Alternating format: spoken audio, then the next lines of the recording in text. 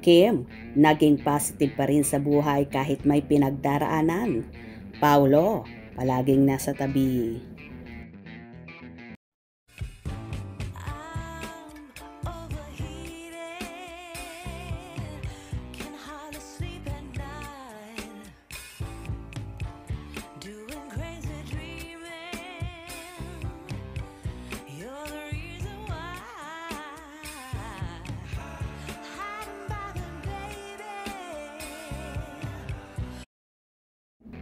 Ang tagal din palang nagstay sa Cebu ni Kim Chiu para sa new series nila ni Paolo Avellino na The Alibi. Mahigit din anyang isang buwan. Sa kanyang life lately, post ay nagbigay si Kim ng updates sa kanyang pinagkakaabalahan sa nakalipas na ilang linggo. Been in #Cebu for almost a month now, shooting for a new series coming very soon. #The Alibi at Dreamscape PH. Nothing feels being home in your motherland where so many memories live. The past weeks have been a tough jungle between work and personal life, but I am beyond grateful for everyone who's been there for me through it all. Taking it one day at a time, trusting that everything unfolds in His will. Kasabay ng pagbati niya ng Happy Sunday.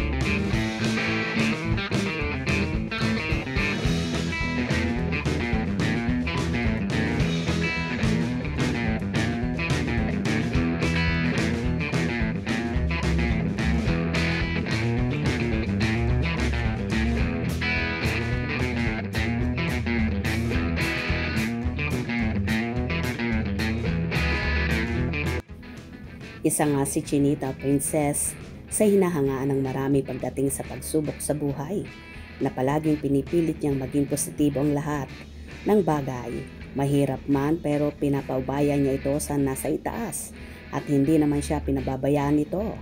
Bagkus ginaguide siya ni Lord. Isa pa palaging nasa tabi rin ng dalaga ang napapabalitang nobyo na si Paulo. Kung kaya napaglalabanan at lalong tumitibay si Kimi sa lahat ng pagsubok lalo na't may kaugnayan sa pamilya niya na isa ito sa weakness niya, ang family niya. Anyway, marami na ring natutunan si Kim sa pagkakataong ito at alam namin na lahat ng ito ay nasa likod niya si Paulo at palaging nakaalalay sa kanya. Lalo na ngayon na tila nagkatrauma na siya dahil malaking halaga ang nawala sa kanya at kapatid pa niya mismo ang gumawa nito. Bawi na lang Kim, alam namin na kayang-kaya mo yan at di ka pababayaan ni Papi Pao. Keep smiling and continue to inspire many lives. Hope you enjoyed. Please subscribe for more info.